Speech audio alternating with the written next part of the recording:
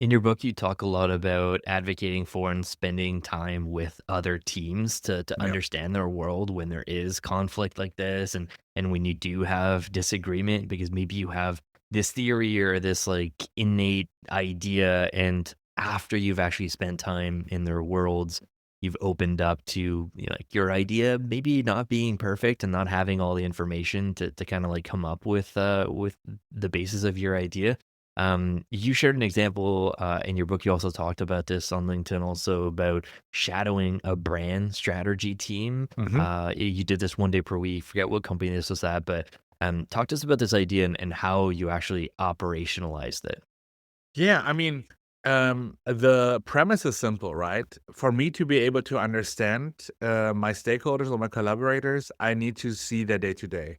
But I cannot expect them to just block days of their own calendar just to teach me about it, right? Hmm. The easiest way probably is to just observe them. So shadowing them in that case is probably best way for me to just observe, capture, and have the takeaways that I need from observing what's going on to then know what they're going through in the day to day.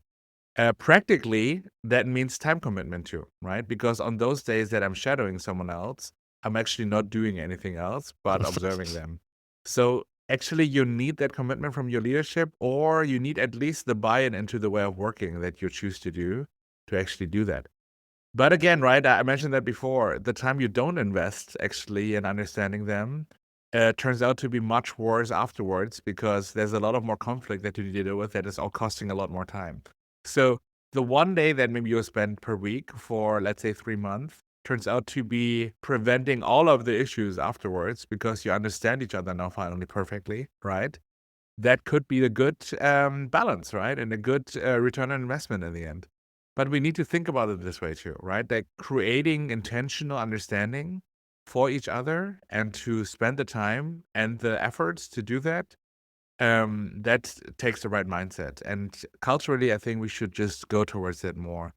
The bigger organization is, the more anonymous you can get, right? And Mm. then the bigger the organization is, the also you feel there's so much more you can do, and that creates actually the fatigue that we think we have a lot of choices, and then we focus on nothing, but we focus on everything, right? We just Mhm. like, I have to be for everyone there, and then you start everything but don't finish anything.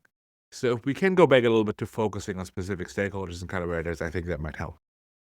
Yeah, I think that's great advice. Oftentimes, marketing ops teams and marketing technologists are in a similar like collaborative role as the data folks, and Right.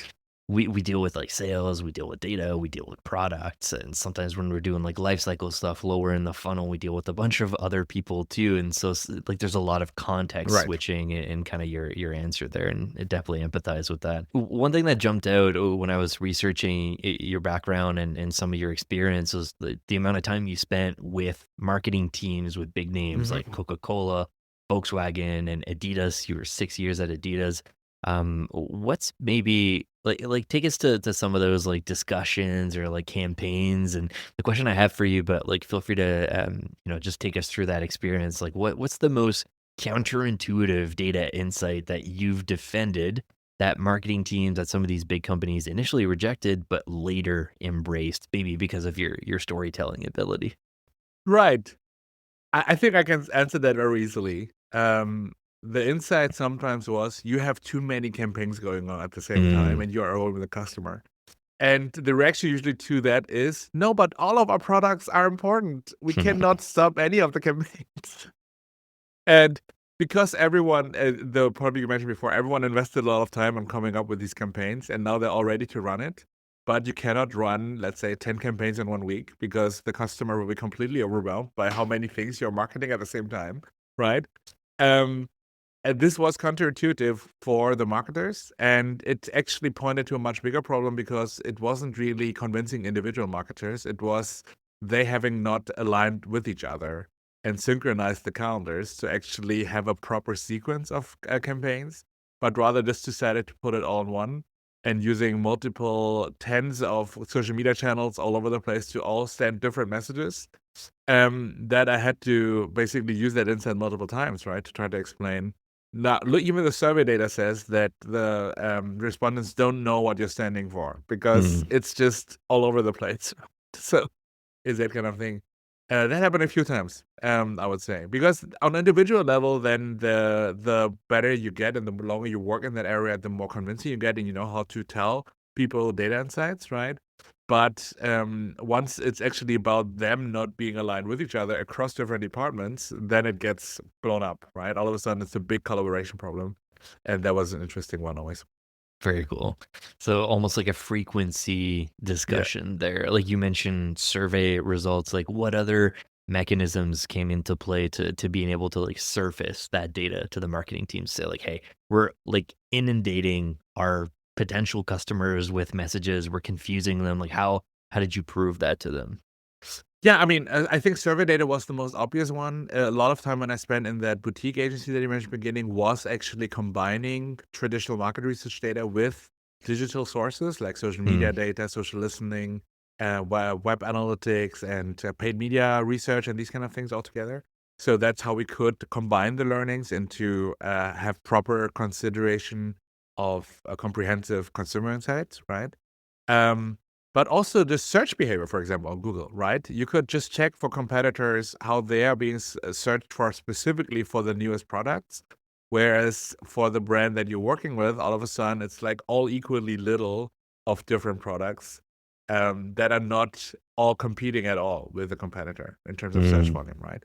And search volume, we all know, is a big indicator for interest. And you basically have distributed all of the interest into much smaller chunks for different things, instead of focusing on bigger things that you stand for to then create that interest or hype or hotness for your brand, right?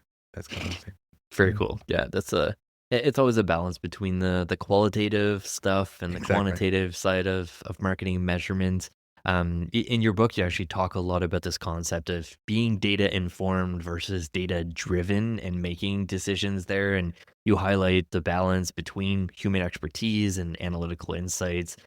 What are your thoughts on like the hype with AI right now and how marketers and data teams determine which campaign decisions should remain human led versus machine led? Like we're seeing a ton of that. It's been around forever. Like ML's been in marketing for decades, Yeah. and like this whole like send time optimization, figuring out channel optimization, the right time to send a message. Like that tech's been around for a long time, but now it's getting a bit easier. Like AI agent orchestration is kind of like blowing up the hype cycle, and a lot of folks are asking themselves like, what needs to remain human led and what can we just kind of like give to the machine? What are your thoughts there? Yeah. I mean, I think I still stand to the point that I think we live right now in the time where a lot of the tedious routine and recurring tasks can be automated and very well automated by AI, right? And even with AI agents, the whole premise is that you predefine patterns and that based on certain rules and patterns, an AI agent will do exactly the same stuff over and over again, depending on what you're asking it to do, right? But I always think that that means that we can actually shift our tedious work and recurring manual work to AI more. That should give us theoretically more space to think, make better decisions, and be more creative on a human way, right?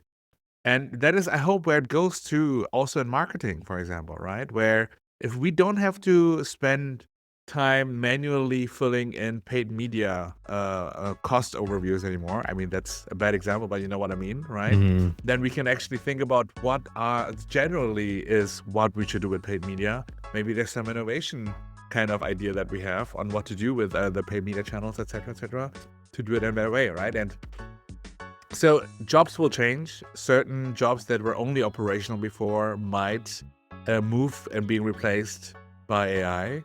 But that makes us all rely then hopefully more on our brain again and our heart, right? And we should then all again put more time into thinking and making the right decisions.